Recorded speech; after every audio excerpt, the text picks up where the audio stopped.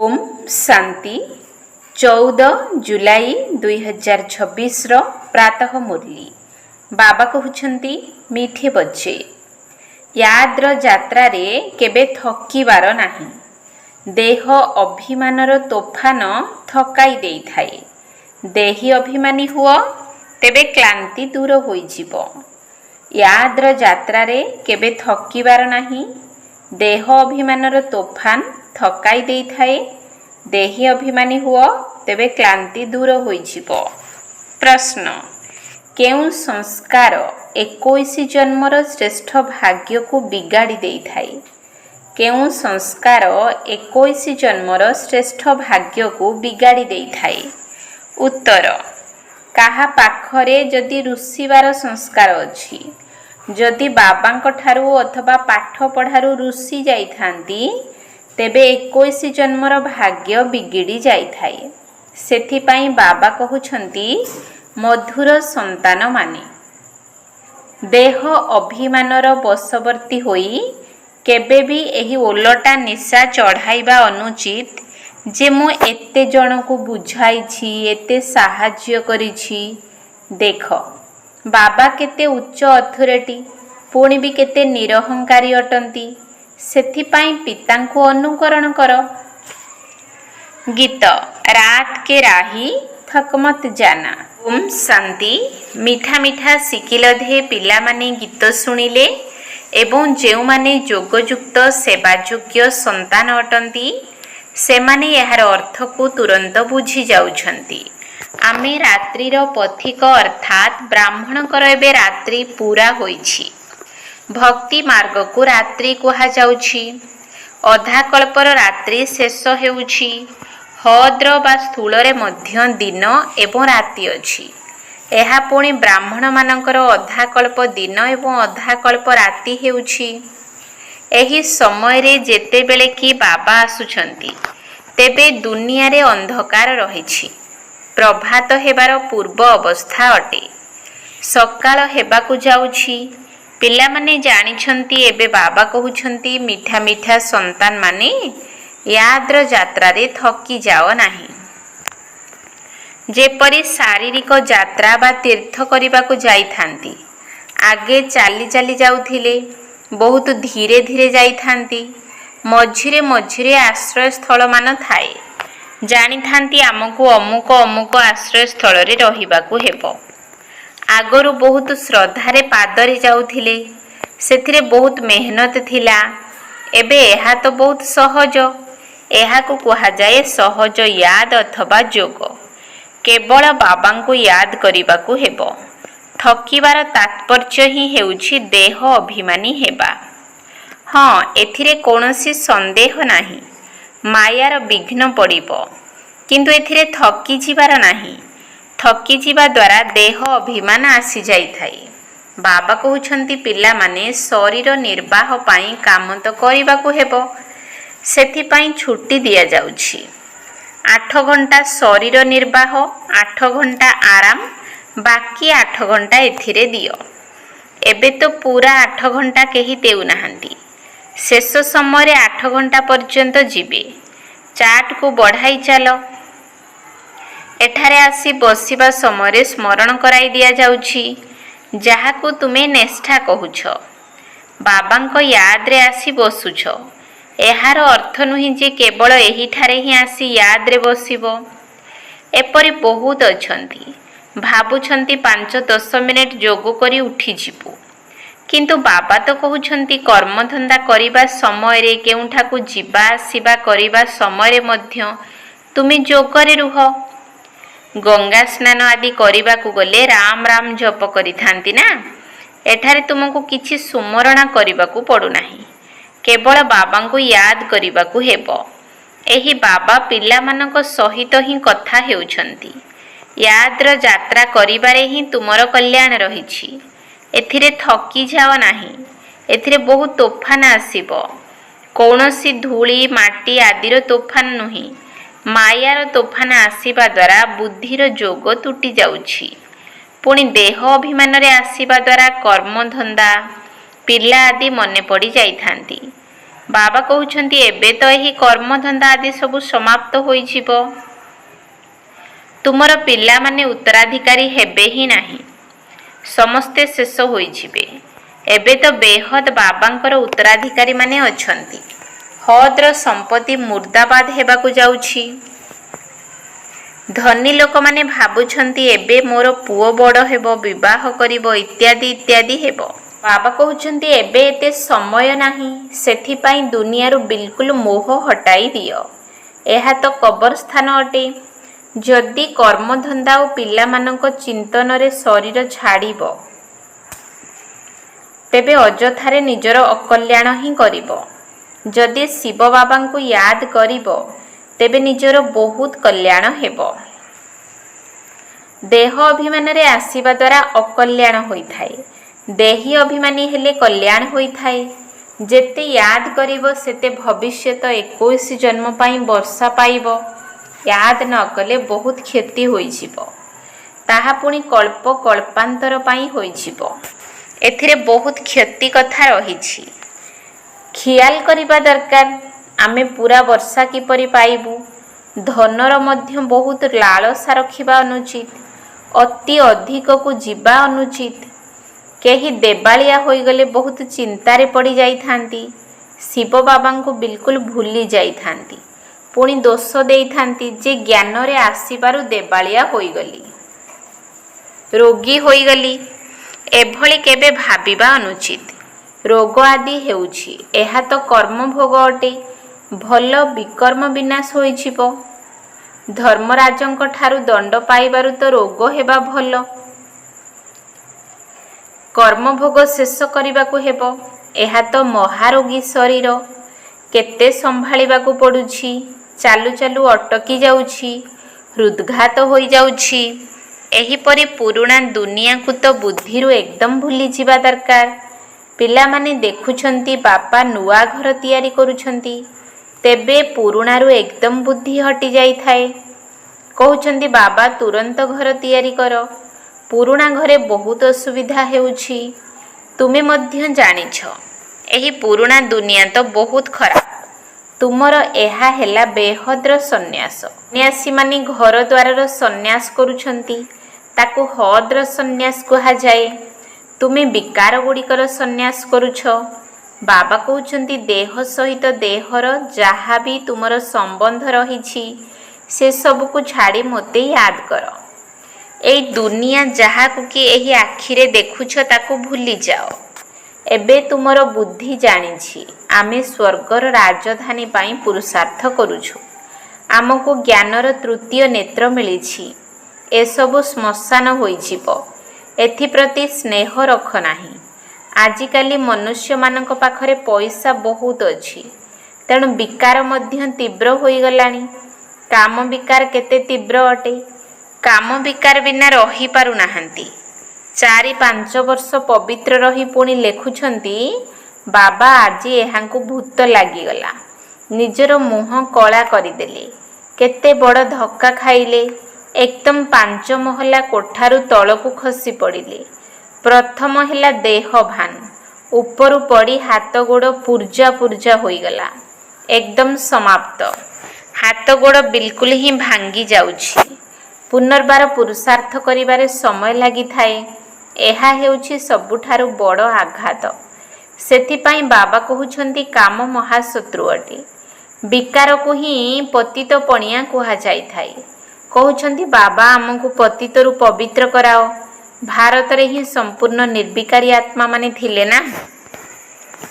ଭାରତ ହିଁ ନିର୍ବିକାରୀ ଥିଲା। ଏବେ ଭାରତ ବିକାରୀ ହୋଇଯାଇଛି। ସମ୍ପୂର୍ଣ୍ଣ ନିର୍ବିକାରୀ ସୂର୍ଯ୍ୟବଂଶୀଙ୍କୁ କୁହାଯିବ।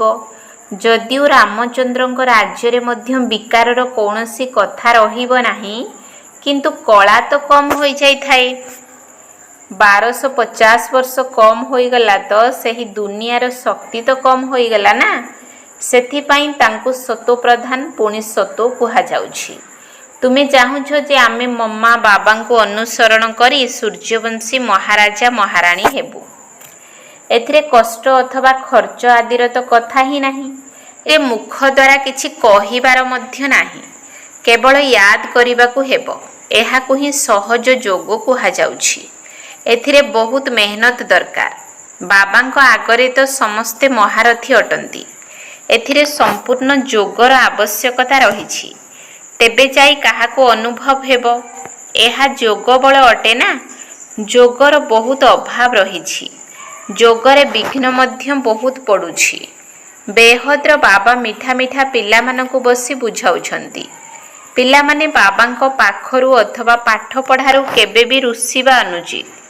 ଯଦି ରୁଷିବ ତେବେ 21 ଜନ୍ମର ଭାଗ୍ୟରୁ ରୁଷିଯିବ।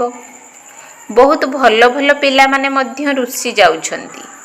ଦେହ ଅଭିମାନର ନିଶା ଚଢ଼ି ଯାଉଛି। ମୁଁ ଏତେ ଜଣଙ୍କୁ ବୁଝାଇଲି।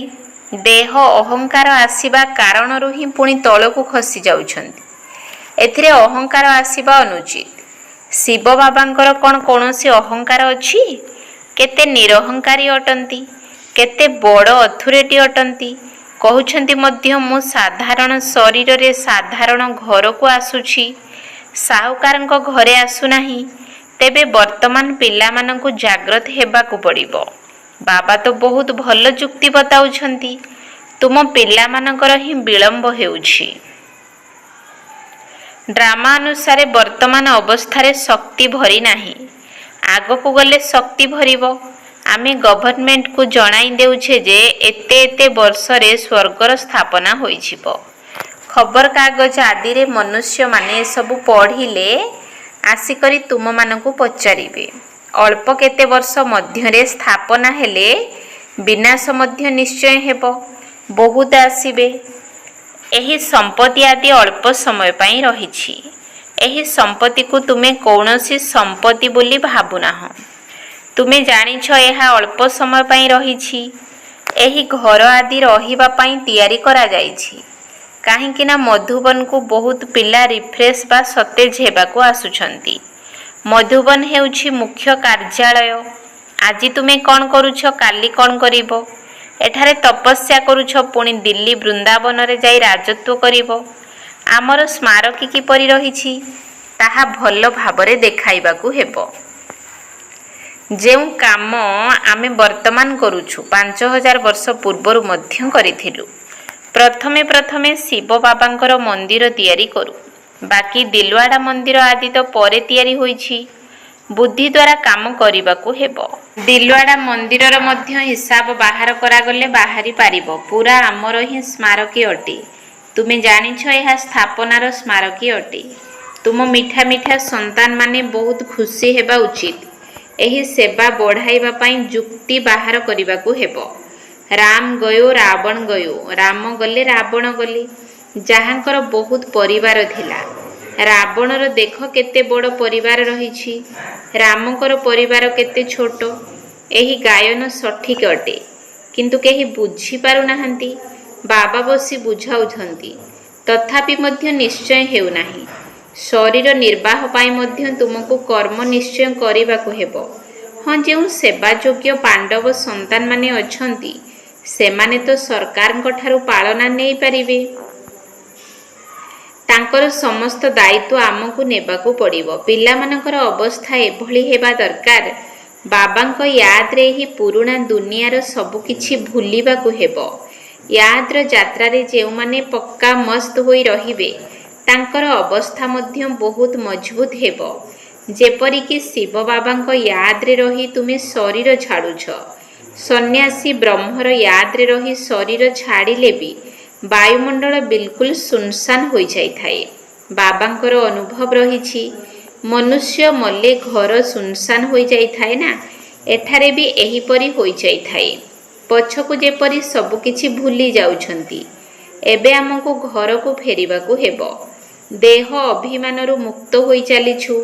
ପଛକୁ ହର୍ଷିତ ମୁଖ ହୋଇ ଖୁସିରେ ଶରୀର ଛାଡ଼ିବା ଦରକାର। ବାସ୍, ଆମେ କେଉଁ ଆଡ଼େ ଯାଉଛୁ? ଯେତେବେଳେ ଏହିପରି ଅବସ୍ଥା ହେବ ତେବେ ବିଜୟମାଳାରେ ଗୁନ୍ଥା ହେବା ପାଇଁ ଯୋଗ୍ୟ ହୋଇଯିବ। ତୁମ ପାଖରେ ଶାନ୍ତିର କରେଣ୍ଟ ରହିଛି। କେହି ବି ଆସିଲେ କହୁଛନ୍ତି ଏଠାରେ ବହୁତ ଶାନ୍ତି ମିଳୁଛି। ଏହା ହେଲା ପ୍ରକୃତ ଶାନ୍ତି। ଆତ୍ମା ଶରୀର ଠାରୁ ଅଲଗା ହୋଇଯାଉଛି। ତୁମେ ଜାଣିଛ ମୁଁ ଆତ୍ମା ଶାନ୍ତ ସ୍ୱରୂପ ଅଟେ। ମୁଁ ନିଜର ସ୍ୱଧର୍ମରେ ବସିଯାଉଛି। କର୍ମ ବିନା ତ କୌଣସି ମନୁଷ୍ୟ ରହିପାରିବେ ନାହିଁ। ଲୋକମାନେ ହଟ୍ ଯୋଗ ଦ୍ୱାରା କ'ଣ କ'ଣ ନ କରୁଛନ୍ତି। ତୁମେ ଏବେ ବୁଝିଛ ଆମର ସ୍ୱଧର୍ମ ହିଁ ଶାନ୍ତି ଅଟେ। ଏଠାକୁ ଆମେ ଅଭିନୟ କରିବାକୁ ଆସିଛୁ। ଏବେ ଘରକୁ ଫେରିବାକୁ ହେବ। ବାବା କହୁଛନ୍ତି ମୋତେ ୟାଦ କର ଏବଂ ଘରକୁ ମଧ୍ୟ ୟାଦ କର। ବାବାଙ୍କୁ ୟାଦ କରିବା ଦ୍ୱାରା ବର୍ଷା ମିଳିବ। ବାବା କହୁଛନ୍ତି ମୋତେ ମଧ୍ୟ ଘରେ ୟାଦ କର। ଏଠାକୁ ତ ମୁଁ ଅସ୍ଥାୟୀ ଭାବେ ଆସୁଛି। ବାବାଙ୍କ ୟାଦରେ ତୁମର ବୁଦ୍ଧି ଶାନ୍ତି ଧାମରେ ସ୍ଥିତ ହେବା ଦରକାର। ଘରର ମଧ୍ୟ ବର୍ଷା ନେବାକୁ ହେବ ନା। ତାହା ହେଲା ଆତ୍ମାମାନଙ୍କର ଘର। ଏହା ହେଉଛି ଜୀବାତ୍ମାମାନଙ୍କର ଘର। ନିଜର ଘରକୁ ମଧ୍ୟ ଭୁଲ ନାହିଁ। ବାବାଙ୍କୁ ମଧ୍ୟ ଭୁଲ ନାହିଁ। ବାବାଙ୍କୁ ୟାଦ କରିବା ଦ୍ୱାରା ହିଁ ପବିତ୍ର ହୋଇ ଘରକୁ ଚାଲିଯିବ। ଜ୍ଞାନକୁ ଧାରଣ କରିବା ଦ୍ୱାରା ପୁଣି ନୂଆ ଦୁନିଆକୁ ରାଜତ୍ୱ କରିବାକୁ ଆସିବ। ଯେତେ ସମ୍ଭବ ଅନ୍ୟମାନଙ୍କୁ ରାସ୍ତା ବତାଇ ଚାଲ। ସର୍ବଦା ପିତାଙ୍କୁ ହିଁ ଦେଖ। ତୁମେ ଜାଣିଛ ବାବା କ'ଣ କରିଛନ୍ତି? ସବୁକିଛି ମାତାମାନଙ୍କୁ ଦେଇଦେଲେ। ସିଏ ହିଁ ନିର୍ଦ୍ଦେଶ ଦେଲେ ଯେ ସବୁକିଛି ମାତାମାନଙ୍କ ସେବାରେ ଲଗାଅ। ଜଣକୁ ଦେଖି ଅନ୍ୟମାନେ ଅନୁକରଣ କଲେ। ସମସ୍ତେ ଯଜ୍ଞରେ ସ୍ୱାହା ହୋଇଗଲେ। କିନ୍ତୁ ପୁଣି ଯଜ୍ଞରେ ସ୍ଥାୟୀ ଭାବେ ରହିପାରିବା ଦରକାର ନା। ଡ୍ରାମା ଅନୁସାରେ ଭଟ୍ଟି ମଧ୍ୟ ହେବାର ଥିଲା। ପାକିସ୍ତାନ ହିନ୍ଦୁସ୍ତାନ ଭାଗ ଭାଗ ହେଲା। ତୁମର ଭଟ୍ଟି ପ୍ରଥମେ ପାକିସ୍ତାନରେ ହିଁ ଆରମ୍ଭ ହୋଇଥିଲା। ତୁମେମାନେ ହିଁ ନଦୀ ପାରି ହୋଇ ଆସିଲ। ଶାସ୍ତ୍ରରେ ତ କ'ଣ କ'ଣ କଥା ସବୁ ଲେଖିଦେଇଛନ୍ତି।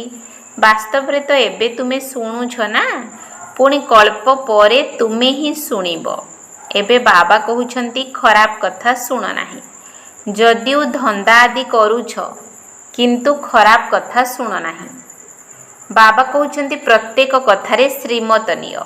ବାବା ଏହି ଅବସ୍ଥାରେ ଆମେ କ'ଣ କରିବୁ? ତେବେ ବାବା ସବୁ ବତାଇ ଦେବେ। କୌଣସି କଥା ପଚାରିବାକୁ ଥିଲେ ତୁମେ ବାବାଙ୍କ ପାଖକୁ ଆସ। ତୁମେ ଡରୁଛ କାହିଁକି? ପାଦେ ପାଦେରେ ପଚାରିବାକୁ ହେବ। ଶ୍ରୀମତରେ ଚାଲିଲେ ତୁମର ପାଦେ ପାଦେରେ ପଦମ ରହିଛି। ତୁମର ସେକେଣ୍ଡ ପରେ ସେକେଣ୍ଡ ଯାହା ବିତି ଯାଉଛି ସେଥିରେ ପଦମ ରହିଛି। ତେଣୁ କେତେ ରୋଜଗାର ହେଉଛି। ଆଚ୍ଛା, ମିଠା ମିଠା ଶିକିଲ ଦିଏ ସନ୍ତାନମାନଙ୍କ ପ୍ରତି ମାତା ପିତା ବାପ ଦାଦାଙ୍କର ମଧୁର ସ୍ନେହ ସମ୍ପନ୍ନ ଶୁଭେଚ୍ଛା ଏବଂ ସୁପ୍ରଭାତ। ଆତ୍ମିକ ପିତାଙ୍କର ଆତ୍ମିକ ସନ୍ତାନମାନଙ୍କୁ ନମସ୍ତେ। ଆତ୍ମିକ ସନ୍ତାନମାନଙ୍କର ଆତ୍ମିକ ବାପ ଦାଦାଙ୍କୁ ନମସ୍ତେ ନମସ୍ତେ ନମସ୍ତେ। ସୁପ୍ରଭାତ। ଧାରଣା ପାଇଁ ମୁଖ୍ୟ ସାର। 1 ନମ୍ବର ପଏଣ୍ଟ, ବିଜୟ ମାଳାରେ ଗୁନ୍ଥା ହେବା ପାଇଁ ଏହି ଶରୀରର ସ୍ମୃତିଠାରୁ ଅଲଗା ହେବାର ପୁରା ପୁରୁଷାର୍ଥ କରିବାକୁ ହେବ। ଦେହର ଅଭିମାନକୁ ଛାଡ଼ିବାକୁ ହେବ। ଏହି ଦୁନିଆକୁ ବୁଦ୍ଧିରୁ ଭୁଲିବାକୁ ହେବ। ବିଜୟମାଳାରେ ଗୁନ୍ଥା ହେବା ପାଇଁ ଏହି ଶରୀରର ସ୍ମୃତିଠାରୁ ଅଲଗା ହେବାର ପୁରା ପୁରୁଷାର୍ଥ କରିବାକୁ ହେବ। ଦେହର ଅଭିମାନକୁ ଛାଡ଼ିବାକୁ ହେବ। ଏହି ଦୁନିଆକୁ ବୁଦ୍ଧିରୁ ଭୁଲିବାକୁ ହେବ। 2 ନମ୍ବର ପଏଣ୍ଟ, ଅଧିକ ଧନର ଲାଳସା କର ନାହିଁ। ବାବାଙ୍କ ସ୍ମରଣ ବିନା ଅନ୍ୟ କୌଣସି ଚିନ୍ତନ ନ ରହୁ। କେବେ ବି ବାବାଙ୍କ ଠାରୁ ଅଥବା ପାଠପଢ଼ାରୁ ରୁଷିବା ଉଚିତ ନୁହେଁ। ଅଧିକ ଧନର ଲାଳସା କର ନାହିଁ। ବାବାଙ୍କ ସ୍ମରଣ ବିନା ଅନ୍ୟ କୌଣସି ଚିନ୍ତନ ନ ରହୁ। କେବେ ବି ବାବାଙ୍କ ଠାରୁ ଅଥବା ପାଠପଢ଼ାରୁ ରୁଷିବା ଉଚିତ ନୁହେଁ। ବରଦାନ, ମାଲିକ ପଣିଆର ସ୍ମୃତି ଦ୍ୱାରା ସର୍ବୋଚ୍ଚ ଅଧିକାରୀ ପଣିଆର ଅନୁଭବ କରୁଥିବା ଯୁଗଳ ସ୍ୱରୂପଧାରୀ ଭବ। ମାଲିକ ପଣିଆର ସ୍ମୃତି ଦ୍ୱାରା ସର୍ବୋଚ୍ଚ ଅଧିକାରୀ ପଣିଆର ଅନୁଭବ କରୁଥିବା ଯୁଗଳ ସ୍ୱରୂପଧାରୀ ଭବ। ପ୍ରଥମେ ନିଜର ଶରୀର ଏବଂ ଆତ୍ମାର ଯୁଗଳ ସ୍ୱରୂପକୁ ସ୍ମୃତିରେ ରଖ। ଶରୀର ରଚନା ଅଟେ, ଆତ୍ମା ରଚୟିତା ଅଟେ। ଏହାଦ୍ୱାରା ମାଲିକ ପଣିଆ ସ୍ୱତଃ ହିଁ ସ୍ମୃତିରେ ରହିବ ଏବଂ ମାଲିକ ପଣିଆର ସ୍ମୃତି ଦ୍ୱାରା ନିଜକୁ ସର୍ବୋଚ୍ଚ ଅଧିକାରୀ ଅନୁଭବ କରିବ। ଶରୀରର ଚାଳକ ହୋଇଯିବ ଦ୍ୱିତୀୟରେ ପିତା ଏବଂ ପୁତ୍ର ଅର୍ଥାତ୍ ଶିବ ଶକ୍ତିର ଯୁଗଳ ସ୍ୱରୂପର ସ୍ମୃତି ଦ୍ୱାରା ମାୟାର ବିଘ୍ନ ଗୁଡ଼ିକୁ ଅଧିକାରୀ ପଣିଆ ସହିତ ଅତିକ୍ରମ କରିଯିବ। ସ୍ଲୋଗାନ, ବିସ୍ତାରକୁ ଗୋଟିଏ ସେକେଣ୍ଡ ଭିତରେ ସମାହିତ କରି ଜ୍ଞାନର ସାରମର୍ମକୁ ଅନୁଭବ କର ଏବଂ କରାଅ। ବିସ୍ତାରକୁ ଗୋଟିଏ ସେକେଣ୍ଡ ଭିତରେ ସମାହିତ କରି ଜ୍ଞାନର ସାରମର୍ମକୁ ଅନୁଭବ କର ଏବଂ କରାଅ। ଅବ୍ୟକ୍ତ ଇଶାରା। ଜ୍ୱାଳା ସ୍ୱରୂପ ସ୍ଥିତିରେ ରହି ଶକ୍ତିଶାଳୀ ଯୋଗର ଅନୁଭବ କର। ପାପ କଟେଶ୍ୱର ବା ପାପ ହରଣୀ ସେତେବେଳେ ହୋଇପାରିବ ଯେତେବେଳେ ତୁମର ଯୋଗ ଜ୍ୱାଳା ସ୍ୱରୂପ ହୋଇଯିବ। ଏହି ଯୋଗ ଦ୍ୱାରା ଅନେକ ଆତ୍ମାମାନଙ୍କର ନିର୍ବଳତା ଦୂର ହେବ। ଏଥିପାଇଁ ପ୍ରତ୍ୟେକ ମୁହୂର୍ତ୍ତ ପ୍ରତ୍ୟେକ ନିଶ୍ୱାସରେ ବାବା ଏବଂ ତୁମେ ଆତ୍ମା ଯୁଗଳ ରୂପରେ ରୁହ। କେତେବେଳେ ବି ସାଧାରଣ ସ୍ମୃତି ବା ଯୋଗ ନ ହେଉ, ସ୍ନେହ ଏବଂ ଶକ୍ତି ଏହି ଦୁଇଟି ଯାକ ସ୍ୱରୂପ ଏକାଠି ରହିଥାଉ। ଓମ୍ ଶାନ୍ତି।